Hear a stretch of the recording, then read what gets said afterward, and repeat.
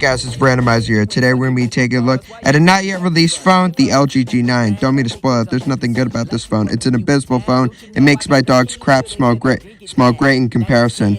This phone just spits on other Android phones coming out these days, and it's a disgrace to the phone.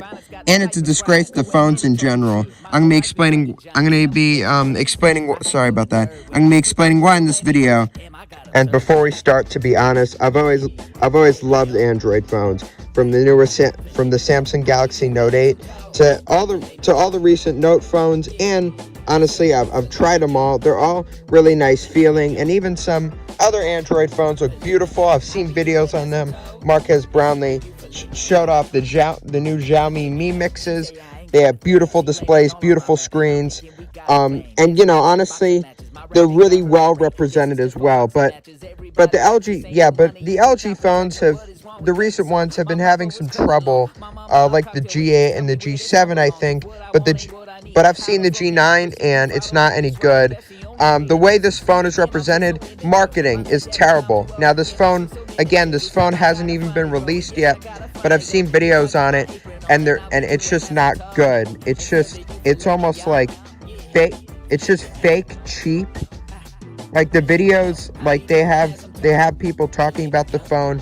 It's not like neatly presented like Marques Brownlee or other good tech YouTubers do. Instead, it's about these guys with weird accents. I could hardly even understand what they're saying. They're just whining and talking about the phone, and it just doesn't make sense to me. InQ mid-range smartphone with Snapdragon 765G processor. Yes, LG G9 will still be released, but with Snapdragon 765G on board. Earlier this year, rumors surfaced that the LG might ditch the G line of flagships. It's just like it's just like that. Yeah, it's very hard to understand. Not really easy to understand at all. Yeah, overall, not really a good video. But anyways, as I assume you saw in that video I just showed, the design of the actual phone itself is a complete mess. It has a really tiny, the bezels up top are really tiny and small, and it's just full screen up there. But then the bottom part is extremely thick, and the sides all around the phone, the left side and the right side, are also they're just both extremely thick overall. Just like they're about as thick as the chin, where I could hardly see the top part. Why can't the phone be like that on all the sides? Why can't it just be all screen like the Samsung Note 20, the Samsung Galaxy Note 20 Ultra, the Samsung Galaxy S10, the Samsung Galaxy S20 Ultra, the Samsung Galaxy S20, the Samsung Galaxy Note 20, all those good phones, have really great screens, and also, especially, I think the LG G8, it had a pretty consistent screen. The bezels and the chin and the top bezel were the same thickness. It was very consistent, but not with this phone. The screen is a complete mess. It's just, the screen looks dull. The colors on the screen look dull. It's just not very nice to look at. And, it's a shame. It's an overall shame that it suffers from such a fart balloon of a processor overall, plus a terrible design. But it also has a fart balloon camera. So the cameras are terrible. It's like if I were to put a piece of paper underneath the camera. That's how good the camera quality is. If I put the sheet cover through here, that's how good the camera would be, and you could see everything. And it's basically, look, it's like that good. Basically, if you were to put something let's say if you were to put a cloth underneath the camera and you just take a picture of something, that's how good the camera quality is. It's very terrible. It's basically like an 8-year-old built a camera, and you took a picture with that camera that the 8-year-old built. This degenerate object houses a camera that bad. Like, you took, clay, like what would an 8-year-old build? Like a clay camera with maybe a couple wires in it, and it would take like a black screen, or it'd basically be like this. It would be this good of quality. Like I'm filming that ground.